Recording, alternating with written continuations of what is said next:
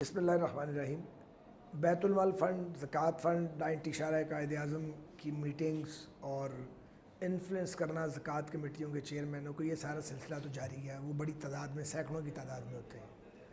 اور پہلے ہی آپ نے بتا دیا، شروع میں جو حلقہ میرا کاٹ دیا گیا ہے، اور وہ حلقہ وہاں سے M N A M P A دونوں پی ایم ایل این کے جیت گئے۔ وہ اگر ساتھ ہوتا تو یہ چونا بھی لگاتے ہوتے نہ جیت پاتے۔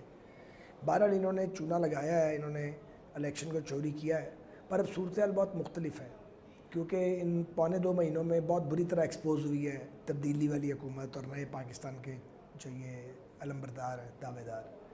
مہنگائی، آٹا، چینی، بجلی، گیس، دالیں، سبزیاں، اینٹیں، سیمنٹ، ہر چیز، موٹر سائیکل چلان، کچھ چھوڑا ہی نہیں باقی۔ اتنی مہنگائی ہو گئی ہے، لوگ پریشان ہیں، اسٹاک مارکیٹ کریش کرتی جا رہی ہے، روپیہ نیچے کی طرف جا رہا ہے، پاک روپی، اور ڈالر کی فلائٹ آپ دیکھیں کتنا بڑا جمپ لگا آج اس کو، جو کبھی ہسٹری میں نہیں لگا۔ ملک ان سے سنبھل لے گا۔ دوسری بات ہے کہ لوگ سی پیک پہ بڑی توقعات ہے پاکستانی قوم کو، سمجھتے ہیں چائنیز پاکستان اسٹریٹجک ریلیشن شپ کو، لوگ انہیں سمجھا چین ہمارا دوست ہے، تو چائنیز کو یہ ڈسٹرب کر رہے ہیں، ان کے بڑے ریزرویشنز پیدا ہو گئے ہوئے ہیں۔